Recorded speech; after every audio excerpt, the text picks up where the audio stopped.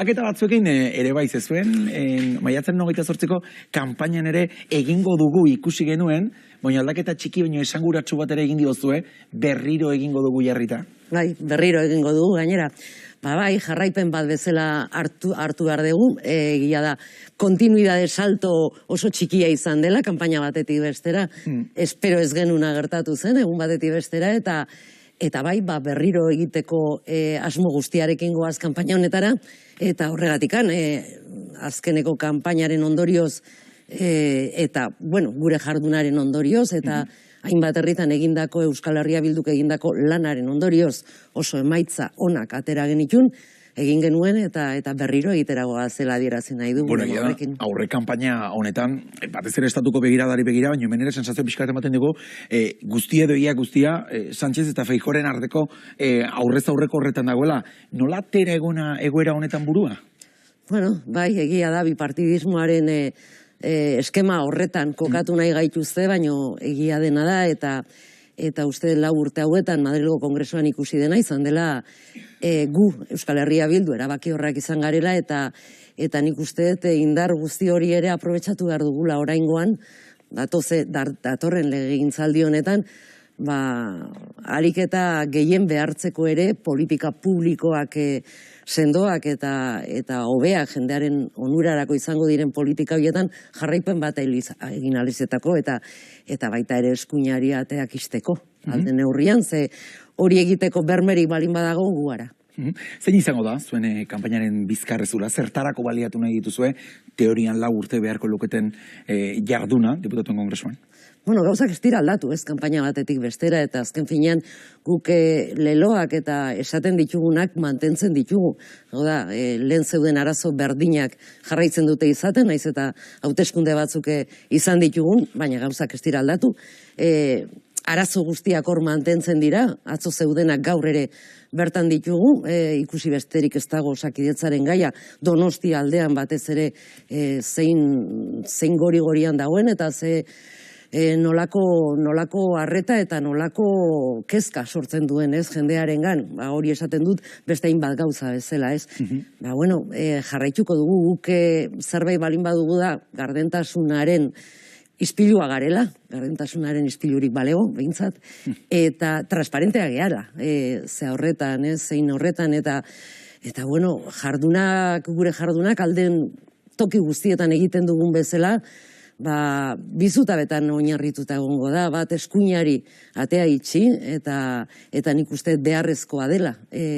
Eskuinari atea istea eta sartzen diren, lehen hemen tertulian komentatu izan dira, ez, horrelako zantzu txiki hoiek direnak, Gonzálezena esaten zu Iñaki duela gutxi, baino egia da gauza hoiek nolabait sartu egiten dianak, hau da markoak erosten ditu, Pepek Voxen markoa erosten du, eta PSOEk Peperen markoa erosten du, horrela gertatzen ari da, horrela gertatu izan da ere joan den legegintzaldian, eta gure jarreraren ondorioz, eta gure presentziaren ondorioz, nik uste frenatu al izan dugula, ez, guzti hori. Horretan jarraituko dugu, eta beste zutabe nagusia noski Euskal Herrira, Euskal Herrirako eta Euskal Herritarrentzako hainbat lorpen jarraitzea, ez, ekartzen jarraitzea. Matute Radio Euskadin esaten zuen, Pedro Sánchezek ondoren isilik hartuko lituzkela Euskal Herria Bilduren botoak, baina egia da, oraintxe bertan mitzat nahiago duela ikusezinarena egin,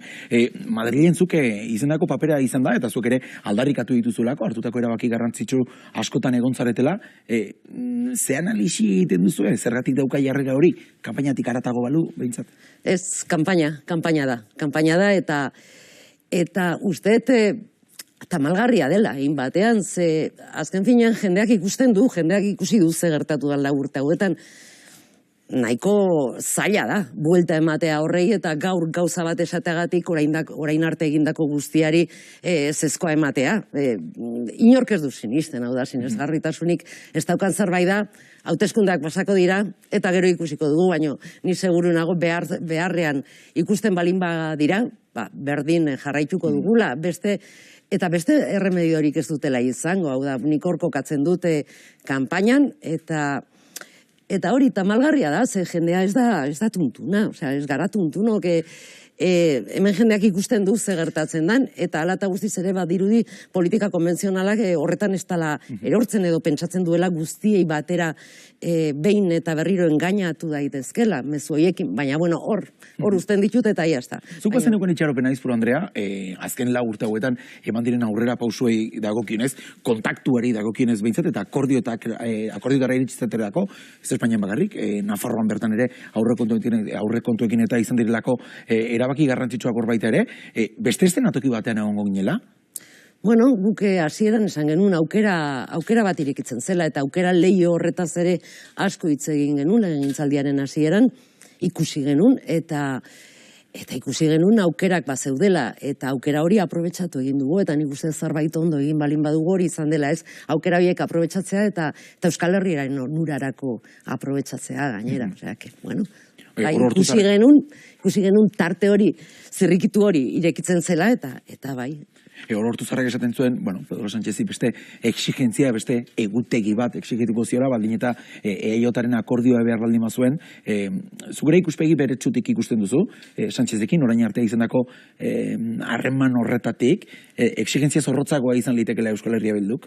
Nik Sánchezi eskatuko nioke, hartu diren erabakiak aurrerakoiak dianak eta aurrera pausoak suposatzen dutenak jendarte guztiarentzat eta Euskal Herriko jendearentzat ere horiek defendatu ditzala. Gutxienez hori da eskatuko niokena eta atzera pausorik ez ematea eta bide horretatik jarraitzea. Hori da eskatuko niokena eta gero ikusiko dugu, baina horren baitan guk ez daukagu oiturarik, nik ere personalki ez daukat oiturarik horrelako marra gorri batzu jartzeko aldez aurretik, ez zai gustatzen, gero ez dira betetzen gainera, eta nik nahiago dute gauzak beste zentzu batian egitea, ez? Eta, behintzat, koherentzia bat eskatuko nieke, PSOEri bai Sánchezi ere, ez? Koherenteagoa izatea, ze egun hauetan ez da koherente izaten ari, eta nik uste azken finean beraien kontra joango den zerbait dela, ez badezu defendatzen lortu dituzun akordioa, oso akordio onak izan dira, eta gurekin lortu dituzten akordio horiek, ez dakit jai daukazu, ez? Hortuke aldarrikatu dituzuen erabaki garrantzitsuna, etxe bizitzaren legea eta memoria demokratikoaren dauzkago, legealdi honetan arantzari geratu zaizu, apur bat geixiago edo logikoa iraun izan balu, bau lortuko genuen edo bestea, geratu direlako ez da, kagaxoian hainbat kontu?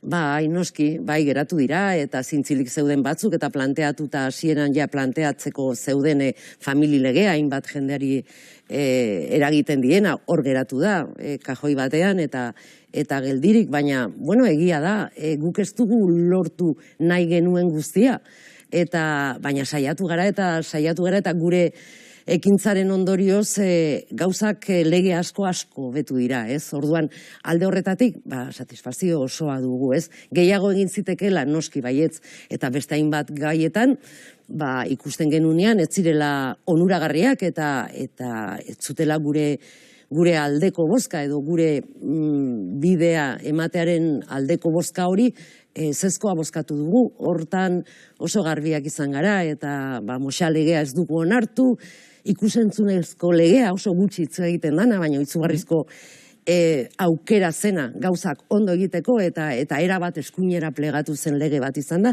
ez genion baiezkorik ere eman, gutxi hitz egiten da, baina izugarrizko eragina dituen legeak dira, ez? Gure jokaera hori izan da, uste jendeak nolabait esateko previsibleak garela eta egiten duguna, esaten dugula askotan esaten dugu, baina bat etortzea esaten duzuna eta egiten duzuna politikan badirudi ez dela inoikoa, nik ikusten dudanez, baina guk hori mantentzen dugu. Nola bizara ikusten Espainiako kanpainaz, egia esan, hastakeria batzuk dagoeneko pilatu ditugu, eta orain arte entzuten dugun ezkerretik edo progresiotik datorren argumentu ondiena izaten da, ez da eskuinarekin eta ultra eskuinarekin okerrago, eta zuk ere ikusi duzue, kongresuan askotan gertatutako kapitulu askok ze kolore eta ze itxura hartu duten. Ba bai, badakigu eta han bertan ez dakite ondoan ditugulako boxekoak eta entzuten ditugu egunero esaten dituztenak eta atriletik esaten dutenak eta gure ondoan daudela esaten dituztenak badakigu zer datorren, ez? Hori eskuinari atea ixten ez bazaio. Eta Feijori entzuten ari gara, zer esaten ari den, egun hauetan, eta hori da, etorriko dena. Zerbait ez balin badugu egiten, eta bozkak, benetazko bozkak, ezkerreko bozkak, eta aurrerapen batzuk nahi dituzten bozkak ez balin badira mobilizatzen, ez? Mobilizatu egin behar da, bozka guzti hori etorri ez etortzeko. Hori horrela da. Egia da ere, hainbat gai egiten direla, hainbat gauza egiten ari direla, Euskal Herrian bertan ere, eta uspoa ematen zaiola Alderdi Popularrari, eta hori ere tamalgarria da, eta hori gaur egun, orain arte Alderdi Popularra Euskal Herrian, edo behintzat elkarte autonomoan, inolako erreferentzialtasunik ez zuen, alderdi bat izatetik gaur egun bisibilitatea eman zaio, errekonozimentua ematen ari zaio, eta hori bai dela oso arriskutsua eta ardugara gabekeri bat iruditzen zait EAJaren aldetik horrelako tarteak eskaintzea Alderdi Popularrari azken finean auspoa ematen ari zaie. Hori galdetu behar dizu, nian nork auspotu dene Alderdi Popularra, nola irabazi duen presentzia hori? Egindako itunen arabera, eta Gasteiz, esango nuke, Gasteizko udaletxea, Durangoko udaletxea, eta Gipuzkoako Foru Aldundea, hor daude gakoak, eta horren, eta tamalgarria eta berriro diot, ardura gabekeri handia iruditzen zaize hau, gerora ondorioak ekarriko dituen zerbait izango da. Kanpaian buru belarri sartu baino lehen, oraindik hemen etxean etxeko lan batzuk ere badauzkagu, ostiral honetan bertan, Gipuzkoako batzar nagusitan hitzordu handia dagoelako, Euskal Herria Bilduk aurreratu zuen, EAJak eta PSek egindako proposamena ez zutela onartuko, Euskal Herria Bilduk bere proposamen propio egingo zuela. Arriskurik identifikatzen duzu, Euskal Herria Bilduk galdu lezakela batzar nagusietako mahaiko presidentzia postu hori? Bueno, berari dagokio. Euskal Herria Bilduri dagokio, ze lehen indarra izan da, bozka gehienak izan ditu eta eskainu gehienak izan ditu. Beraz, horren kontra joan, balin badira, berai jakingo dute, ez? Berari dagokio, horrela. Eta besterik ez dago, gauza gehiagorik uste ez duela merezi esatea, ez? Eta horren truke gainera egiten ari direnek, ez dakit horrelako itun arraroiek jendeak nik uste ulertzen ez dituenak, ekartzen balin badute, PP ere sartzea mailan dagokion toki batean sartu beharko litzateken, hau da, kanpoan geratu beharko litzateke Alderdi Populara hortik, badirudi sartu nahi dutela, hori ere egon daiteke itun hoien nolabaiteko, ez dakit elkartruke egiten ari diren elkartruke horretan, nik uste jendeak ez duela ulertuko, jendeak ez duela hori bozkatu eta itun hauekin, nik uste azkenian nolabaiteko sensazioa, fraudearen sensazioa jendearen geratzen dela. Zain beste Euskal Herria Bilduren baitan, badakigu ze gertatzen ari den, baina bozkatu duen jendeak ere eskubide batzuk ditu, ez? Eta bere naia islatuta ikusten ez duenean,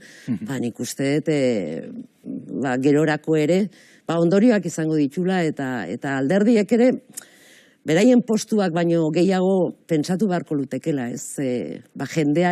Jendeari zor zaiola, jendeak esan duena betetzea.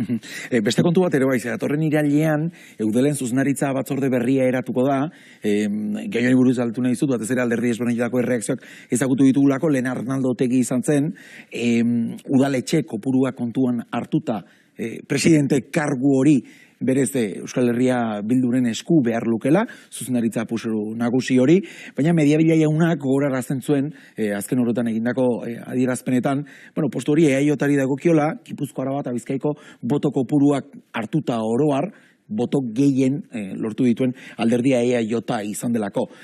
Borroka oraindik badago, Euskal Herria Bilduk zuzendaritza postu horren aldeko borroka egingo du? Eusko Alderdi jeltzaleak jakin beharko luke Euskal Herria Bildu dela, Euskal Herrian zinegotzi gehien eta alkatetza gehien lortu duena, eta nik uste hori presente eduki beharko lukela, ez? Dena dela guk ez dugu eserlekurik eskatzen, ez dugu presidentzia eskatzen, horrelakorik ez dugu eskatuko. Eskatzen duguna da, gure ordezkaritzaren arabera, gure postua gure tokia izatea, ez da besterik eskatzen duguna. Ez dugu dagokiguna baino gehiago eskatzen ari. Badugu beldurra, Alderdi Popularrari gehiago emango ote zaion daukan, baino gehiago ote zaion. Eta hortaz ez dute hitz egiten, baina hitz egin beharko lukete. Mertxe Izpurua, eskerrik asko egunen euskadera etortzagatik eta animo.